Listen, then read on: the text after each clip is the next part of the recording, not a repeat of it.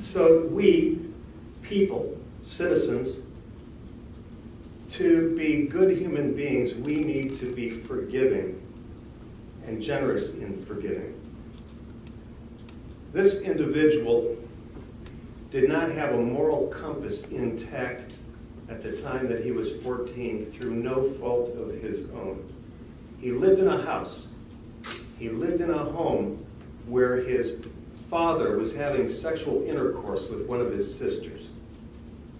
He was 5 years old, Matthew, when his father's depravity had him removed and sent to prison for a long time. He's now deceased. Matthew grew up without a male role model in his house.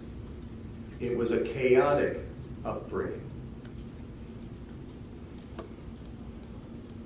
In life, we are not all dealt the same cards. He got a lousy hand. In life, some people are born with a silver spoon in their mouth. Matthew wasn't given anything. That's where he's coming from.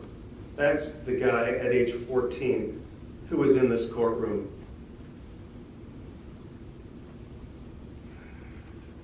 He has taken responsibility for his wrongdoing. And I've read in the Bible in Matthew where Peter's talking to Jesus and says to him, "How often shall my brother offend against me and I forgive him? 7 times? And Jesus replied, "Not 7 times, 7 times 70. Forgiveness is what makes us good human beings. The capacity, despite our anger, despite the wrongs that are offended. We're asking you to have pity on the man who once, as a child, committed a grave sin, and now 20 years later, humbly appears before you confessing to the wrong that he committed. You should exercise compassion for this contrite man who, with the undeveloped brain of a boy, did that awful act. I know you have a job to do, Judge, to sentence him, to pass judgment. But I believe it's also your duty to temper justice with mercy. We're asking you to have mercy on this man who fully accepts responsibility for what he did as a child. He lived about 5,000 days when this horrible event happened. Now another 7,000 days plus have passed. He spent most of his life in jail. He can be kept in prison after you sentence him today for 60 years. It'll be out of your hands whether he does 60 years or not. That's what Governor Snyder's law tells us.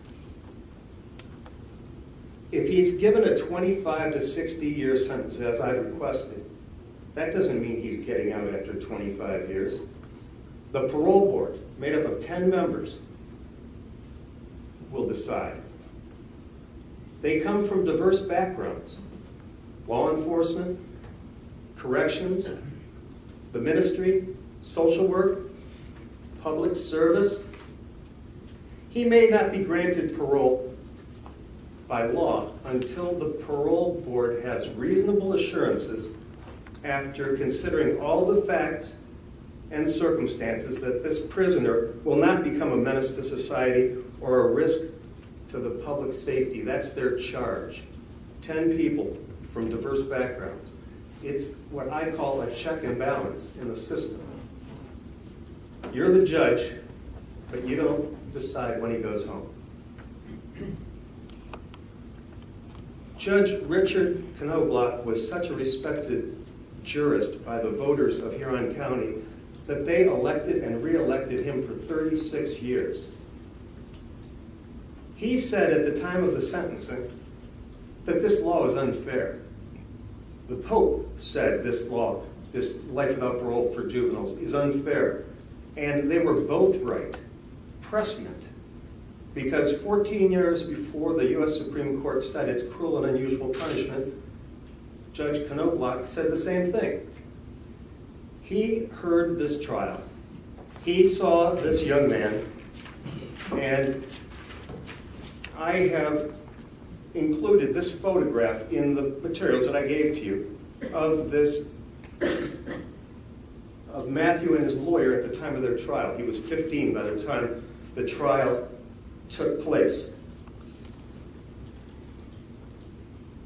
Judge Knobloch saw the little 14-year-old here in adult court, and he knew then what the U.S. Supreme Court has said. Children are different. You've seen an affidavit that we've attached from David Harrington, now the district court judge, about his time representing Matthew. And he said in his affidavit that Matthew might have been 14 when he started representing him, but he was immature, didn't even act his age. He cried a lot. He acted younger than his biological age. And he didn't even really get it for the first 4 or 5 months of the representation. After hearing the proofs, Judge Knobloch said at sentencing, if I had discretion, the minimum I would set would probably be 20 or 25 years. I'm asking you for 25 because the law doesn't allow me to ask you to sentence him to 20. You now have the discretion to do what Judge Knobloch wished he could do. He thought that for this case and this 14-year-old, the parole board should take a look at him after 20 or 25 years, and that's all we're asking.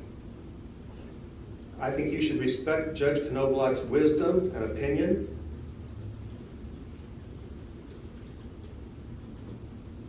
The probation department has made a recommendation to you of a sentence of 30 years, 5 more than I'm recommending, 5 more than Judge Knobloch recommended.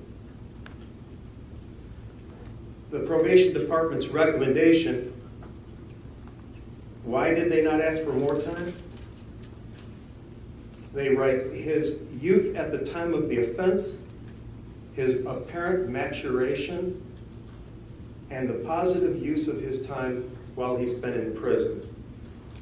For these reasons, and those that I've written about in my sentencing memorandum that you have reviewed, I'd ask you that there's support in this record to give jurisdiction to the parole board after 25 years imprisonment with a maximum sentence of 60 years. Thank you, Mr. Mullkoff.